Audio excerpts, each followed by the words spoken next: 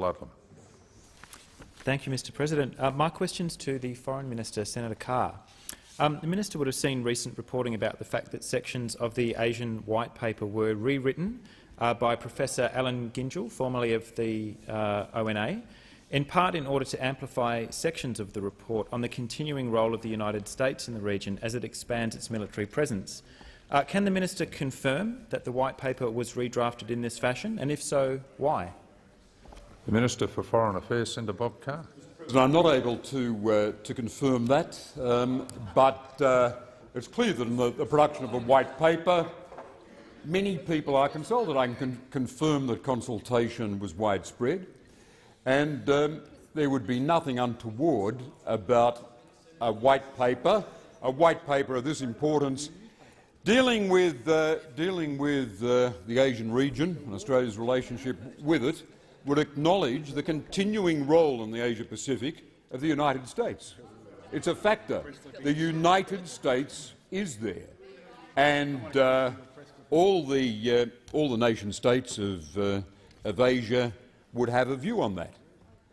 And there's a widespread view, for example, among the 10 nations of ASEAN, that they very emphatically do want the United States to continue to have a role in the Asia-Pacific, and that is, well, I'm elaborating on the question. The consultation was widespread, and it was the Senator Ludlam himself who raised the question of the United States, the role of the United States in the Asia-Pacific. And I'm saying any White Paper that charts Australia's future in Asia would have to acknowledge the presence there of the United States and the fact that overwhelmingly the nations of the region want a United States presence. They want a United States presence. And I made the point that that's particularly marked when you consider the views of ASEAN. In recent weeks, we've had visits here from Singapore, the Defence, Foreign and Trade Ministers, from Myanmar, the Foreign Minister, from Philippines, the President and the Foreign Minister. Time's expired. Time's expired. Senator Ludlam.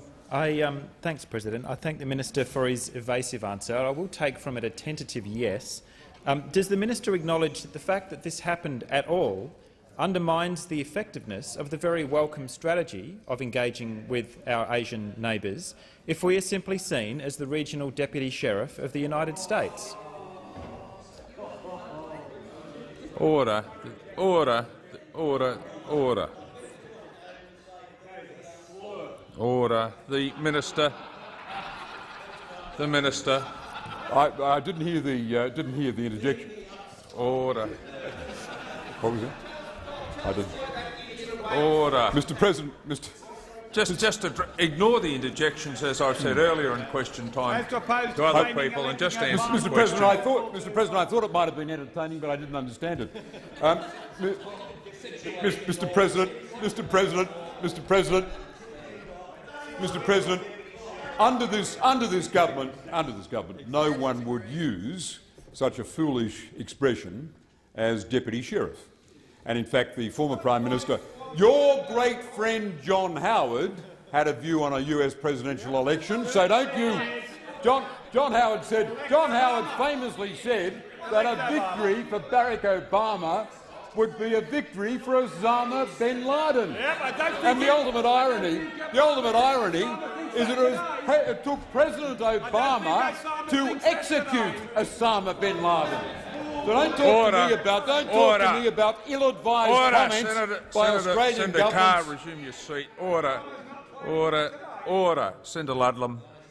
Thank you, President. My question is in terms of relevance. While the Minister is waxing lyrical about extrajudicial killings, I wonder whether he might draw his answer to the question that I put to him. Order. Order. The Minister has 11 seconds remaining. I do draw the Minister's attention to the question. The Minister. I think the families of the victims of September 11 and the families of the victims of Bali would have a view about the suitability of so-called extrajudicial killings. Time's expired. Senator Ludlam. Thanks, President. I'll try and draw us back to the topic of the question. Has the government assessed the impact on Australia's perceived place in the region of basing United States Marine Corps as well as naval and air force elements on Australian soil? The Minister. Well, Mr. President, I mentioned earlier Singapore's engagement with us, the recent visit by the 3 ministers in the Singapore government. They have a US naval deployment in Singapore. I know of no governments in the Asian region apart from China, which have expressed concern about a rotating marine presence in Northern Australia.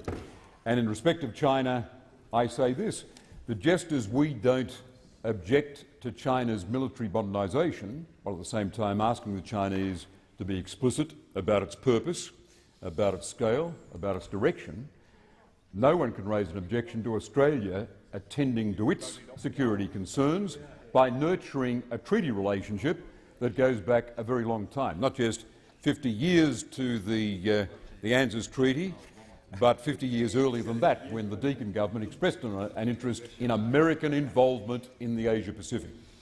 Senator Polley.